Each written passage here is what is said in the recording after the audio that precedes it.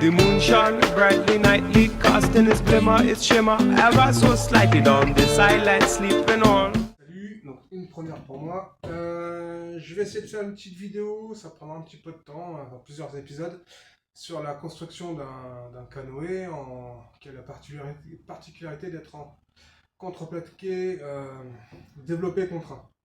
Alors on est à cheval entre le canoë traditionnel en écorce de bouleau, tel que les natifs nord-américains le faisaient dans la région des Grands Lacs, Canada, Québec, enfin le canoë d'écorce, et la construction en cousu-collé, contreplaqué, qui est une technique excessivement moderne, avec l'emploi de colle époxy et de fibres de verre, de joints congés.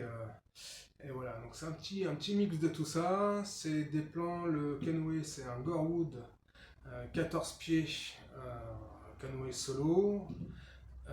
Les plans sont en open source chez Gorewood, Flipmop, enfin je mettrai un lien sûrement. Les plans sont gratuits, là c'est un 14 pieds, donc 4 mètres 20 à peu près, hein, solo. C'est un petit canoë qui va reprendre des lignes très proches d'un petit canoë prospecteur.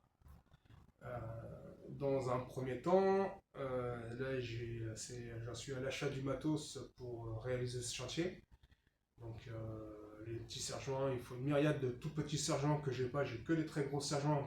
Donc dans un premier temps, je vais vous montrer ce que j'ai acheté pour préparer ce petit chantier, la fibre, les colles, les résines, tout ça. Et dans un second temps, ou dans un premier temps, dans l'ordre dans lequel ça viendra, la réalisation du chantier. Donc je vais faire des grands tréteaux, enfin pas très grands, hein, d'1,20 m à peu près, mais avec une table, des longerons qui vont me servir de table sur laquelle je pourrai, au fur et à mesure de l'évolution de la construction, mettre ou un berre, ou un gabarit mâle, ou un gabarit femelle, en fonction de comment sera positionné le canoë dessus. Et je devrais recevoir le contreplaqué, c'est un contreplaqué marine, hein, c'est pas un CTBX de chez Point P ou Brico Merdo et Leroy Merlouille.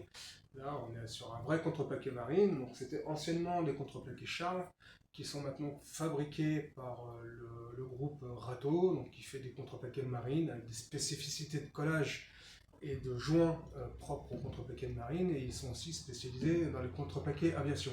Donc on est sur des contreplaqués qui sont extrêmement techniques et qui permettent ce genre de réalisation, d'autant plus que là je vais utiliser un 3 mm d'épaisseur avec un scarf pour avoir ma longueur. J'ai assemblé 2 plaques pour avoir la longueur du canoë, et ça sera tracé et mis en forme par la suite. Voilà.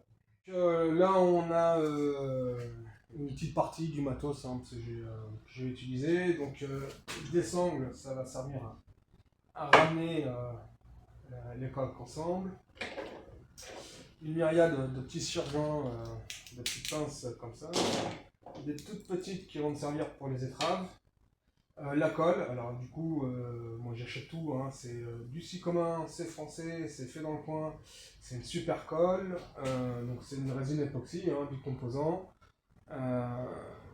du tissu de verre, alors ça doit être du 250 ou du 300 grammes, je sais plus, c'est des vieux restes que j'avais il y a longtemps, que j'ai retrouvé.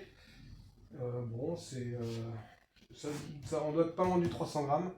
Ça devrait faire un truc costaud. J'ai pas là, mais j'ai au fond de l'atelier de la fibre de verre, de la fibre de bois pour faire de la pâte à congé, pour faire des joints congés. De quoi mélanger, de quoi faire mes petits mélanges. J'ai encore une petite balance qui est dans le coin là-bas. Et la prochaine étape là, c'est donc de faire un chantier, donc des tréteaux, une table avec un système pour pouvoir mettre des gabarits dessus.